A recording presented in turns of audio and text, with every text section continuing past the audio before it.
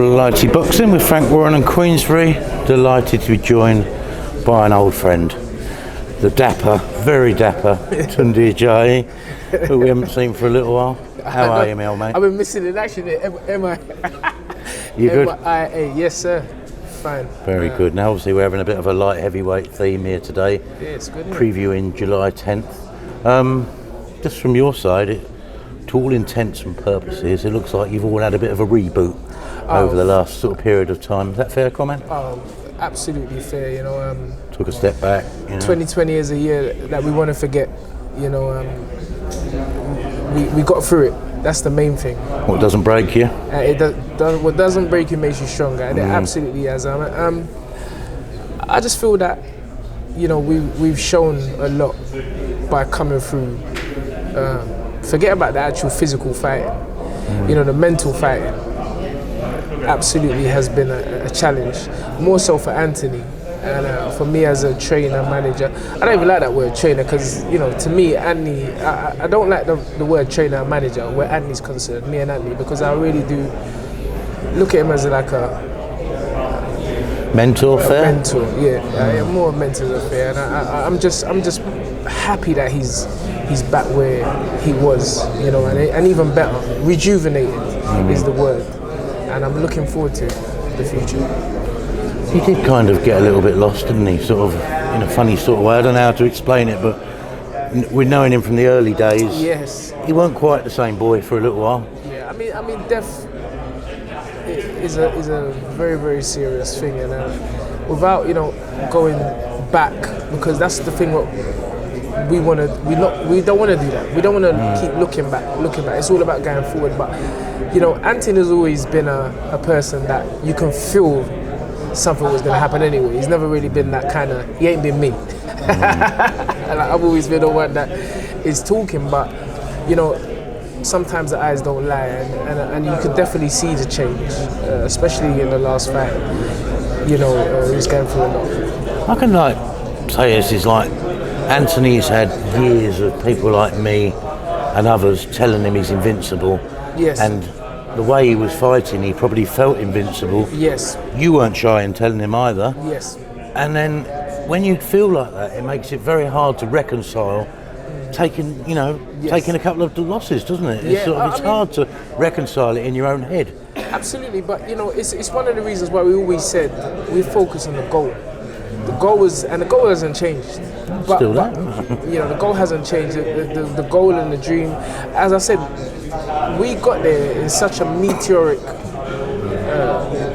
way, so quickly. You know, I mean, you look at fighters like Callum Johnson, who's here today. It took him 8 years to fight for a world title. You know, other fighters. I mean, if you look at the light heavyweight division in the UK, how many have fought for a world title? But how many have been pro for longer? How many of them had extensive amateur careers? Nearly all of them. We never had.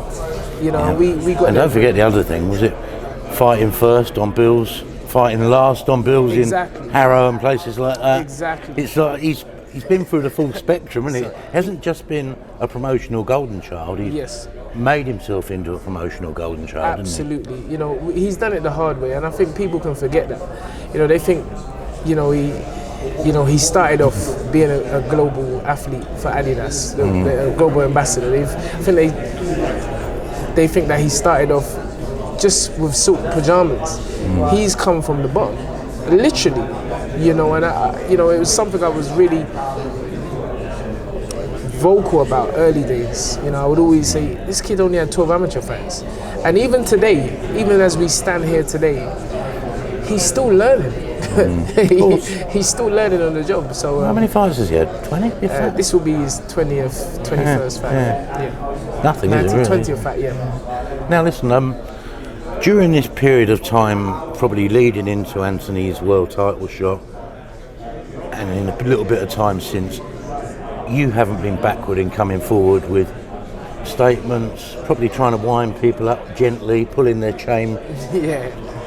And I don't know, it's kind of backfired a little bit, and I've noticed you're maybe just taking your foot off the pedal a little bit. I've taken over 5,000 posts from my Instagram, and there's only one there. Well, there's two. I put another picture. I was in Brighton on Saturday, so I posted a nice little selfie. But for me, everything is about learning experience. You know, as I said, I remember when we all sat around the table after the fight and spoke.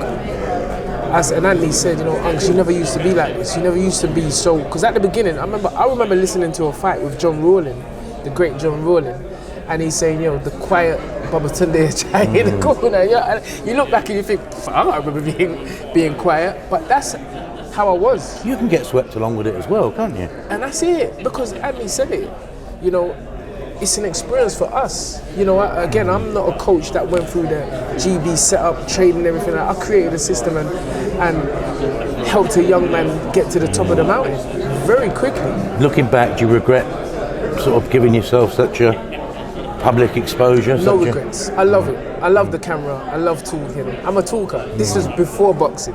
I've always been. But I think now, as you said, you know, it's like sometimes people are waiting for that downfall because they see you as an arrogant person. They see you as someone who's a show off and everything. Well, comments can get saved, can't they? Saved for a later date. Absolutely. Some of the more outlandish stuff, you know. Sort of. But for me, it's more about training myself now to go back to how I was, which was still jokey, still bubbly and everything like that. But my thing was, I'm not giving anyone any of my energy that I don't need to, which is how it was in the beginning. And it was very, very successful when I was like that. James Cook, OBE, MBE, bringing something to the team. What a blessing. You know, it's like for you as much as anything. I would imagine. Man, I said it. You know, I've done it on my own. I've never had, you know, when I say I've done it on my own, obviously Frank, Anthony, whatever, but in terms of direction, I literally and meticulously just sat down and studied boxing on my own. And, you know, look at what I've managed to do on my own. So to have somebody who's experienced, who's done it, who's got the t-shirt, allowing you to consolidate now, allowing me to and speak with him and say to him, James, what do you think here? You know, he's boxed at a high level and he's a well-respected man and someone whose opinion you have to respect. I've never, ever, since the day I came into boxing, had that, and I'm overjoyed for Anthony as well, because you know, with me and Ant, it's kind of like a father-son, like, you know, and you know, like close family. But if you two start getting silly, he can just sort of... Exactly, because me and Ant you two can start get a bit cat and dog. And we don't care if the cameras are watching. Yeah. We just go. It's literally brother and brother fighting. And the fact now, you know, when somebody's there who's maturer than both of us, you know, and experienced and seen certain things as a fighter and as a trainer. I remember he trained Ted Bammy to the European title and other titles, Richard Williams, who won a world title of some sort. You know, to have that for the first time around me and around Andy is fantastic.